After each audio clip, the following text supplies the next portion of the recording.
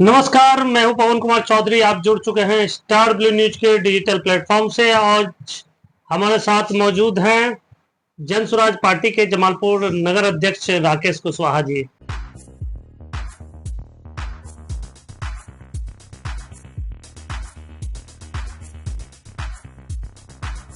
राकेश जी, आप कुशवाहा जाति से बिलोंग करते हैं और यह जाति बिहार के लिए काफी मायने रखती है, क्योंकि बिहार में जो वर्तमान की राजनीति है वो कहीं ना कहीं लवकुश समीकरण पर आधारित है।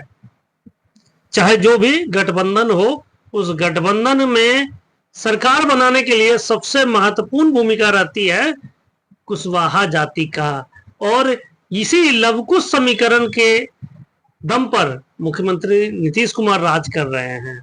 और अब इसी लवकुश समीकरण को साधने में क्या प्रशांत किशोर जुटे हैं, जो कुशवाहा जाति के और कुर्मी जाति के नेताओं को अपने साथ ले रहे हैं। क्या लगता है कि अब जनसुराज के पास भी यह लवकुश समीकरण पाले में आता दिख रहा है? पवन जी, आपने जो बिहार के लिए जाति व्यवस्था की बात की है, तो प्रशांत जी बहुत पहले इस पर बयान दे चुके हैं कि परिस्थितियां अगर ऐसी बनती है और आपकी पात्रता उतनी प्रमुखता होती है, तो बिहार से क्या हिंदुस्तान से भी जातियों का एक भाव जो होता है जाति के प्रति, जो जाति के अनुसार जो आप लोग का कहना है कि वोट होता है, वो पैटर्न बदलता है। अभी आप देखिए बिहार की जो वर्तमान स्थिति है, जो अभी नीतीश जी जो हमारे मुख्यमंत्री हैं, उनका जो 15 साल का जो ये कार्यकाल रहा, उनके 15 साल के कार्यकाल को आप देखें, उनके 5 साल फर्स्ट टर्म के कार्यकाल को देखें, फिर 5 साल सेकंड कार्यकाल को देखें, और अभी जो चल रहा है वर्तमान में 5 साल, इस चीज को देखें। आप देखेंगे कि तीनों समय में उनका एक बदलाव आया है।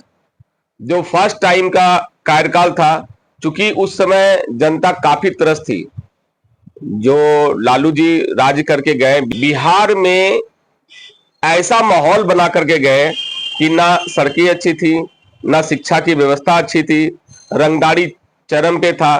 कितने बिजनेसमैन यहाँ से बिहार को छोड़ चुके थे, कितने सीएनएफ बिहार को छोड़ करके झारखंड जा चुके थे। तो इस प्रकार के परिस्थिति में नीतीश जी का पदार्पण हुआ और बहुत हद तक उन्होंने ठीक भी किया। लेकिन अब आते हैं उनके लास्ट कार्यकाल पर। आपका ध्यान को हम आकर्षित करना चाहेंगे 2024 के जुलाई को। 2024 के जुलाई महीने में आप देखे होंगे कि 18 दिन में बिहार में 15 पुलें गिरी। ठीक है, तो ऐसी क्या थी कि 18 दिन में 15 पुलें गिरी? आप एक डाटा के अंतर्गत देखेंगे कि अमन समीर जी के अनुसार सारण जिले में 2 दिन में 3 पुलें गिरी। ठीक है, अभी मैं उन पुलों की एक डाटा को आपको समझाना चाहता हूं कि एक पुल को बनाने में 1700 करोड़ रुपए का लागत लगता है, और बिहार में 18 दिन में 15 पुलें गिरी। नीतीश जी के लास्ट के कार्यकाल को मैं दर्शाना चाहता हूं, थोड़ा सा ब्रीफ करना चाहता हूं, फिर मैं आपके जातीय समीकरण पर आऊंगा और जाति के पैटर्न के अनुसार जो बिहार की वोट होती है उस पर आऊंगा। 1700 करोड़ रुपया का एक पुल का लागत होता है और 12 पुलें गिरी, तो 12 पुल के हिसाब से 20,400 करोड़ रुपया का नुकसान हुआ बिहार को। अब आप सोचिए कि बिहार जैसे प्रदेश को 20,400 करोड़ रुपया का नुकसान हुआ, और अभी 2024 से 2025 में आ चुके हैं। अभी तक किसी भी टेंडर वाले को या जो कॉन्ट्रैक्टर है वो, या जो ब्रिज बनाने वाले पथ निर्माण विभाग के लोग हैं, वो इन्हीं पर कोई कार्रवाई हुई है क्या? 20,400 करोड़ रुपया किसका था? कोई मंत्री मिनिस्टर अपने घर से लेकर के आए थे बिहार में 20,400 करोड़ रुपया लगा के। वो हमारा और आपका पैसा था, उन गरीबों का पैसा था, उन लोगों का पैसा था जिनको आप कह रहे हैं जातीय वोट बैंक। वो गरीब लोग जो आज एक साबुन भी खरीदते हैं तो उसमें आप जीएसटी पेड करते हैं, जिसमें कि 6% जीएसटी बिहार सरकार की होती है और 6% केंद्र सरकार की होती है। तो एक कचरा उठाने वाला व्यक्ति भी उस पुल के निर्माण में अपना योगदान लगाया है। इस बात को समझिए। 20,400 करोड़ रुपया का जो बर्बादी बिहार में हुआ, आप कितने न्यूज वाले या कितने चैनल वाले हैं जो कि इसको दोबारा प्रसारित कर रहे हैं कि इनके खिलाफ क्या हुआ? क्या इनके खिलाफ कोई आयोग नहीं है? क्या इनके खिलाफ कोई जांच एजेंसी नहीं है? अब आप देखिए कि उस 20,000 करोड़ को, बिहार की जनसंख्या है 14 करोड़, ठीक है। 14 करोड़ लोगों में अगर 20,000 करोड़ को डिवाइड करते हैं तो लगभग 150 रुपया आपके पैकेट से बर्बाद हुआ। और अगर दूसरे हिसाब से उस पैसे को डिवाइड करते हैं, 20,400 करोड़ रुपया को एक व्यक्ति को 5 लाख रुपया रोजगार करने के लिए देते हैं, तो भी हम 40,80,000 लोगों को 5-5 लाख रुपया बांटेंगे, 40 लाख लोगों को रोजगार मिल सकता है उस 20,400 करोड़ रुपए से। तो आप ये समझिए कि ये कितनी बड़ी त्रासदी है। लेकिन बिहार ऐसा प्रदेश है कि इस पर कुछ नहीं हुआ। अब आप समझिए कि इसमें खेल क्या है। इसमें मंत्रिमंडल का अगर ब्रिजें बनी और नहीं चली तो उनका 4 गुना फायदा, और ब्रिजें बनी और चल गई तो मंत्रिमंडल का 1 गुना फायदा। आप समझिए कि 4 गुना फायदा कैसे है? एक तो सवाल उठता है ना कि 4 गुना फायदा उनको कैसे है? जब ब्रिज गिरी तो उनके खिलाफ जो जांच कार्रवाई होगा उनको छुपाने के लिए एक कमीशन फिर बना, ठीक है। नए ब्रिज के लिए, स्वीकृति के लिए फिर से पैसा बिहार सरकार की कमेटी से निकलेगी, उसके लिए फिर एक कमीशन बना, 2 कमीशन बना। लेकिन जो 1700 करोड़ रुपया का ब्रिज है, जब 5 साल बाद वो ब्रिज बनेगी तो उसका बजट हो जाएगा 3400 करोड़ रुपया, फिर एक कमीशन बना, यानी कि 4 टाइम उनको प्रॉफिट होता है। तो वो क्या चाहेंगे कि बिहार में ब्रिज टिके कि गिरे? ये खेल चल रहा है और आम लोगों को, आम जनता को यही खेल को समझना है। और प्रशांत किशोर जी यही खेल को समझाने के लिए आए हैं कि बिहार की जनता आप कहां अटके हुए हैं, जाति समीकरण में और माई समीकरण में या भाई समीकरण में, या आप कमल फूल पर लटके हुए, कहां लटके हुए हैं? आप उससे बाहर निकलिए।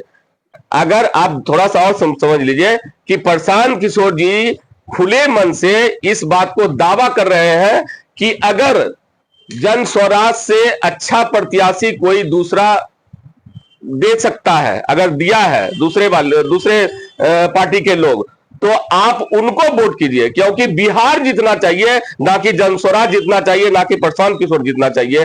ये बिहार के लोगों को समझना होगा।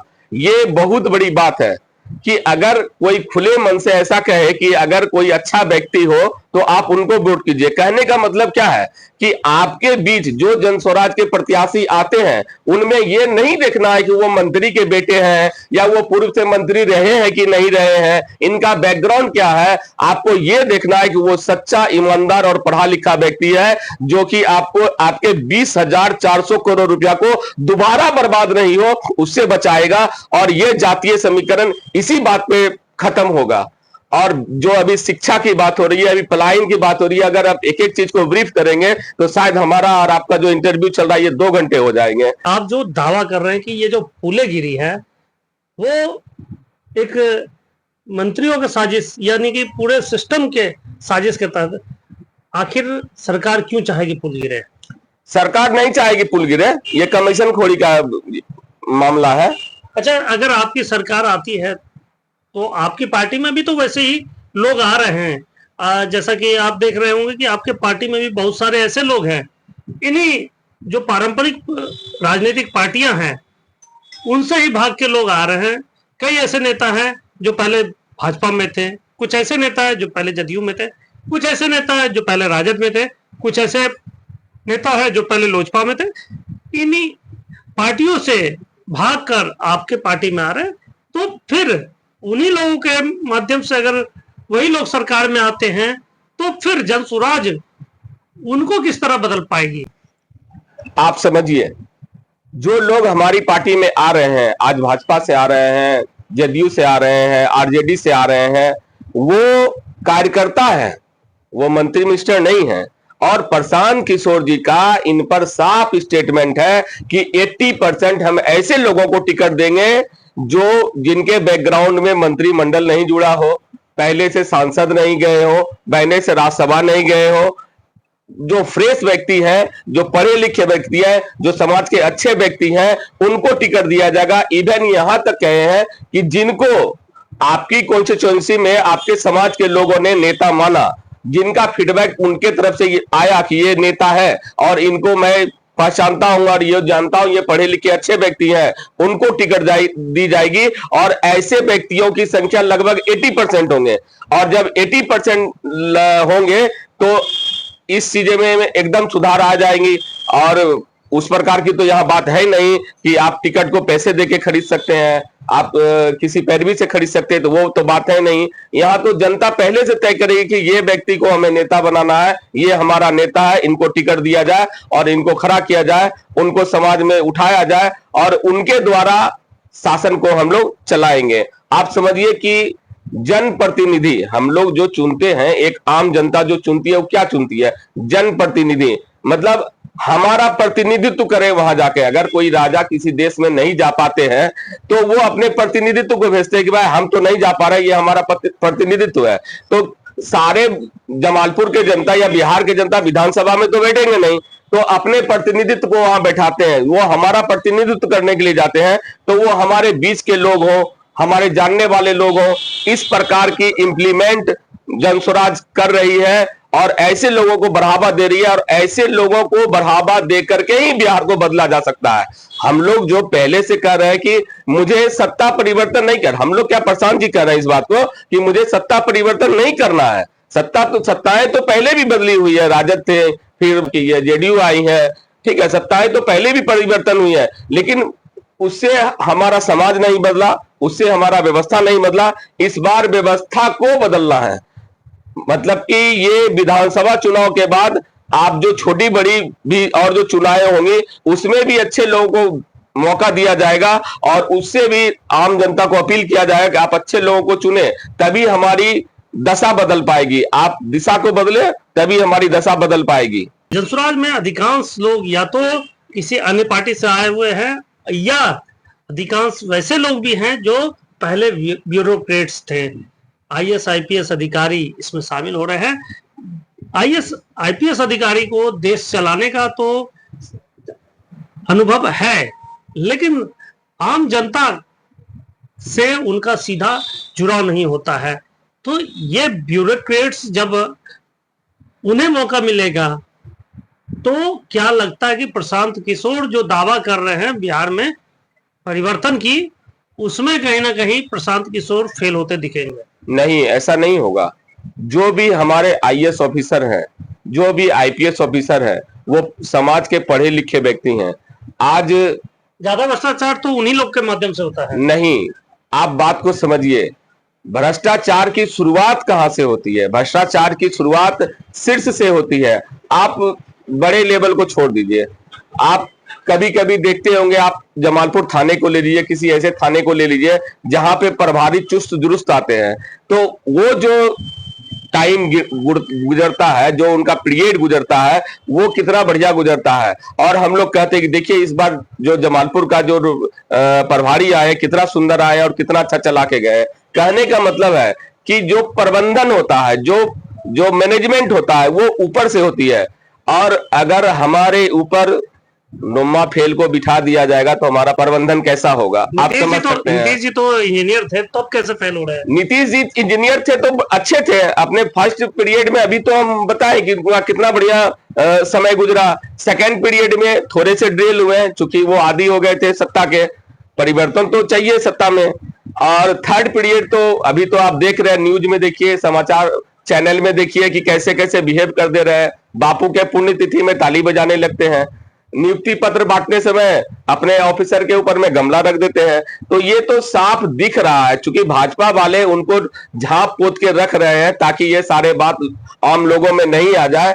उनको उनका चेहरा आगे करके सिर्फ इस बार वोट करवाने का बीजेपी को विचार है और कुछ नहीं है। तो नीतीश जी तो ठीक है इस मामले में। इसी प्रकार जो आईएएस ऑफिसर है वो पढ़े लिखे व्यक्ति हैं, वो समझदार व्यक्ति हैं। वो जब आएंगे, वो जब चीजों को इम्प्लीमेंट करेंगे तो वो बहुत बढ़िया रहेगा। विरोधी पार्टियों की ओर से आरोप लग रहा है, खास करके प्रशांत किशोर के ऊपर। जदयू के विधान पार्षद संजय सिंह आरोप लगाए हैं कि प्रशांत किशोर डिप्टी सीएम बनना चाह रहे थे। अब प्रशांत किशोर को जब डिप्टी सीएम बनने का मौका नहीं मिला, अब वो सीधे सीएम बनने का ख्वाब पाल रहे हैं। क्या वाकई प्रशांत किशोर सीएम बनना चाहते हैं?